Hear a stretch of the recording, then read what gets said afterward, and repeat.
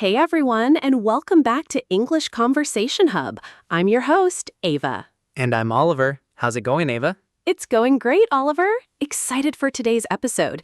It's a topic I think a lot of learners get stuck on, you know? Oh, for sure. The very first thing you say to someone.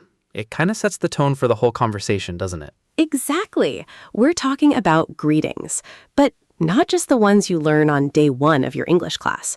We're going beyond hello. Right. Because almost nobody who's a native speaker just walks up to a friend and says a flat hello. It sounds robotic. Totally robotic.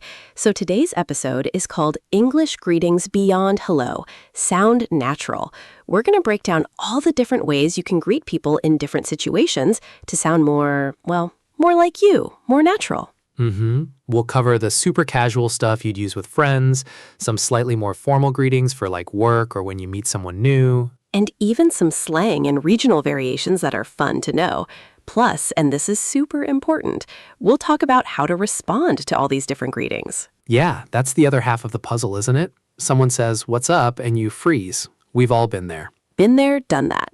So stick around. We're about to make your first impressions in English a whole lot smoother. All right, so let's dive into the everyday, the casual. You're meeting a friend for coffee. What's the first thing that comes out of your mouth, Ava? Probably something like, "Hey, what's up?" Or, "Hey, how's it going?" Simple, friendly. It's like the default setting for me. Right, how's it going? I use that one a ton. It's interesting because it's a question, but it's not really a question, you know? Yes, it's what we call a phadic expression. It's more about acknowledging the person and opening a channel for conversation than actually asking for a detailed report on their life. A detailed report. I like that. Yeah, you're not expecting them to say, "Well, my dog has been sick and my car is making a weird noise." No, God, no. The standard response is something like, "Good, you?" Or "Pretty good, how about you?" Or even just, "Hey, how's it going?" right back at them. Exactly. What about "What's up"? I feel like that one has a slightly different vibe. It does. It feels even more casual to me. And the response is different too. If someone asks me, "What's up?" my go-to answer is almost always, "Not much." Not much or nothing much, yeah. It's funny because it's often a lie. Like, I could have a million things going on, but the social script is just not much. It's the script. And then you follow it up with, "What's up with you?" or just you. It's like a little conversational dance. It is a dance. Okay, so we have "how's it going" and "what's up." What else is in that super casual toolkit? What's new? I like that one. It feels a little more specific. It's like you're actually inviting them to share a little piece of news if they have any. That's a good point, yeah. If you ask "what's up," you might get a slightly more detailed answer than "not much." Someone might say, "Oh, not much, just started watching this new show." And then you have something to talk about. Right. It opens the door a little wider. A common response, though, if nothing is new, is same old, same old. Ah, a classic. Same old, same old. I think that one really captures a certain mood. It's not negative, but it's not super positive either. It's just life is continuing as normal. Exactly. It's a neutral, relatable answer. And it's something I think learners can easily pick up and use to sound instantly more natural. Instead of "I am fine, thank you," try same old, same old. It's a huge difference. Huge. It signals that you're comfortable with informal English. What about just "hey" or "hey man" or "hey dude"? Oh yeah, the simple "hey." That's super common. It's often combined with the others, like "Hey, what's up?" But on its own, it's just a quick, low-key acknowledgement, like you're passing a colleague in the hall. "Hey." And they say "hey" back, and that's the whole interaction. That's it. Interaction complete. It's efficient. It is. I think the key takeaway for listeners with all of these, "how's it going?" "What's up?" "What's new?" is that the expected answer is usually short and positive or neutral. Right. You're not supposed to data dump all your problems on them right away. The real conversation happens after the greeting ritual is complete. The ritual. That's the perfect word for it. It's a social ritual. And once you know the steps, it's really easy. You know, we've been talking about spoken greetings, but so much of our communication with friends is text-based now. Do the same rules apply? That is a great question. I'd say yes and no. The casualness gets turned up to 11 in text messages. I mean, who even types out "what's up" anymore? It's just "sup." Okay, so we've covered hanging out with friends, but what about, situations that are a little less casual, like the workplace, or maybe meeting your partner's parents for the first time? You probably wouldn't say, "What's up, dude?" to your new boss. Probably not a great first impression. Yo, future mother-in-law, what's good? No, don't do that. Please don't. So what are some good options here?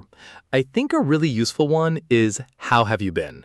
Oh, I love how have you been. It's so versatile. It's perfect for when you haven't seen someone in a little while. It could be a week, a month, a year. Exactly. It implies a time has passed and you're genuinely interested in catching up on what's happened in that gap. It's warmer than a simple how are you? It really is. And the response here can be a bit more detailed, right? You're not just limited to good. Right. You could say, I've been great, thanks. We just got back from a trip. Or, things have been a bit hectic with the new project, but good. How about you? It invites a real answer. It does. It's a great conversation starter. Another one that I think works well in a professional setting is a simple, warm, good morning or good afternoon. You know, it's so simple, but it's so effective. It's polite, it's friendly, it's professional. You can't go wrong with it. You really can't. And then you can add something to it like, good morning, did you have a good weekend? Yes, the follow-up question is key. It shows you're actually engaging, not just, saying words. It turns a formality into a moment of connection. A moment of connection. That's a nice way to put it. Okay, what about meeting someone for the very first time? The classic textbook phrase is, it's a pleasure to meet you. Do people actually say that? People do, yeah. It might feel a bit formal to some, but in a business context or if you're meeting someone you admire, it's perfectly appropriate. It shows respect. Okay, what are the more common, slightly less formal versions? It's nice to meet you or great to meet you. Those are probably the most common. They're friendly, they're polite, they work in almost any situation where you're meeting someone new. Right, nice to meet you. I say that all the time. And then the response is just, you too, or nice to meet you too. Simple, easy. And then here's a little pro tip. To make it more memorable, you can add something you know about them. For example, it's so great to meet you, Oliver. Ava has told me so much about your podcast. Exactly. So a quick role play. Let's say we're new colleagues meeting by the coffee machine on my first day. Okay, sounds good. I'll start. Hi there. You must be Ava. I'm Oliver from the marketing team. It's great to finally meet you. Oh, hi, Oliver. Yes, it's so nice to meet you too. I was just looking over that campaign proposal you sent out. Really impressive stuff. Oh, thanks. I'm glad you had a chance to see it. Well, welcome to the team. Let me know if you need anything at all, seriously. Thanks so much. I appreciate that. See? Simple, friendly, professional. We've established a positive connection. No what's up, dude in sight. No dudes were involved in the making of that conversation. I think the big thing with these more formal greetings is tone. You want to sound warm and sincere, not like you're reading from a script. Totally. A smile in your voice goes a long way. All right, let's get into the fun stuff, the weird stuff, the greetings that can make you sound super cool or get you very strange looks if you use them in the wrong place. Yes, the high-risk, high-reward greetings. This is advanced level stuff, so listeners, proceed with caution. Definitely. Let's start with a really common one in American English, especially among younger people. Yo. Yo. It's so simple, it's like a verbal wave. It's very, very informal. You would only use this with close friends. Absolutely. Don't walk into a job interview and say, yo, what's up? But for grabbing a friend's attention across the street, perfect. Yo, Mike. Another one in that same family is what's good. It's kind of a cooler, more modern version of what's up. Yeah, it's very slang heavy. And the answer is usually something like chillin' or not much, what's good with you? It has a very specific, relaxed, urban vibe to it. It really does. You have to be able to pull it off, you know? It requires a certain amount of swagger. Swagger, yes. If you're not sure, maybe just stick with what's up. Okay, let's travel a bit. What about some regional American greetings? The most famous one has to be howdy. Howdy, the official greeting of Texas, basically. It's a contraction of how do you do? And while it's associated with the American South and West, you do hear it around. It's seen as very friendly and folksy. Folksy is the word. I wouldn't use it seriously living on the East Coast because it would sound like I'm putting on an act, but it's good to recognize it. Right. And then what about greetings from other parts of the English-speaking world? Our listeners are international, so it's good to know these.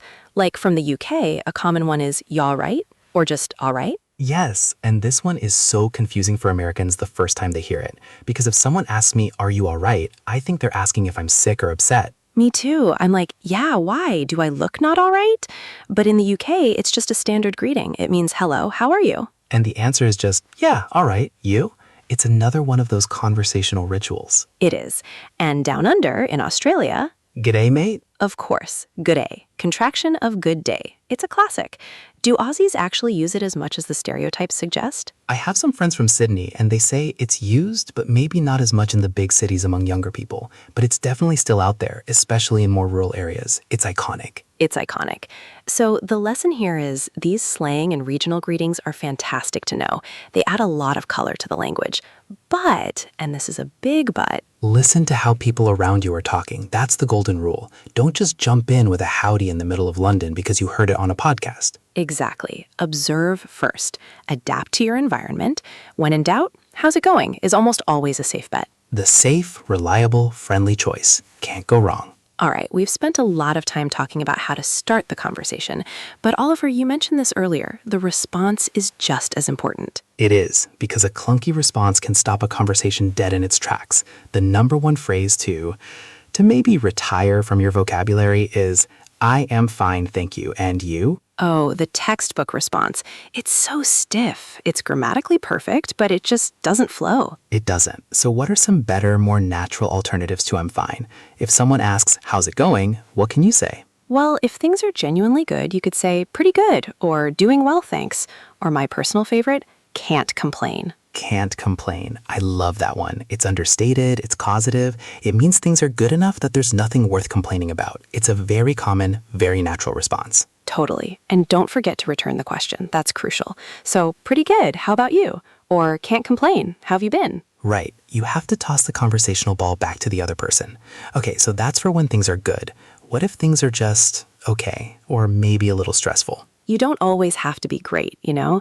You could say, I'm all right, or doing okay. The tone of your voice here says a lot. Yeah, I'm all right can mean anything from I'm genuinely fine to my life is a dumpster fire, but I don't want to talk about it.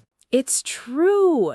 A really useful one for when you're busy or stressed is hanging in there. Oh, that's a great one. Hanging in there.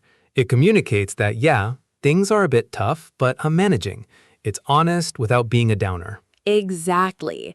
If a colleague asks me, how's it going on a really busy Monday, I'm probably going to say, hanging in there. It's a Monday. And that's super relatable. The other person will probably nod and say, tell me about it. And boom, instant connection over shared mundaneness. The shared struggle. So, to recap for our listeners, for positive responses, try pretty good, doing well, or can't complain.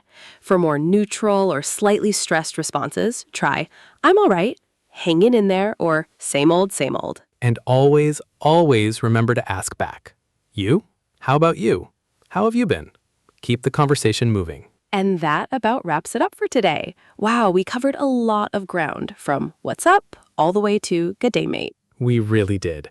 I think the biggest takeaway, for me at least, is that greetings are all about context. Who are you talking to? Where are you? What's your relationship with them? Absolutely. There's no single correct greeting. The best one is the one that feels natural and appropriate for that specific moment. Don't be afraid to move beyond the textbook. For sure. And our challenge to you, our amazing listeners, is to try using one new greeting this week. Just one. Instead of your usual hello, try a how's it going with a cashier, or a how have you been with a colleague you haven't seen in a bit. Ooh, I love that challenge. See how it feels. See how people react. It's all about building that conversational muscle. Exactly. And let us know how it goes. You can find us on all the social media platforms at English Conversation Hub. We'd love to hear your stories. Yes, please share. And if you found this episode helpful, please consider leaving us a review on whatever podcast app you're using. It helps other learners find the show and, well, it just makes us feel good. It really does.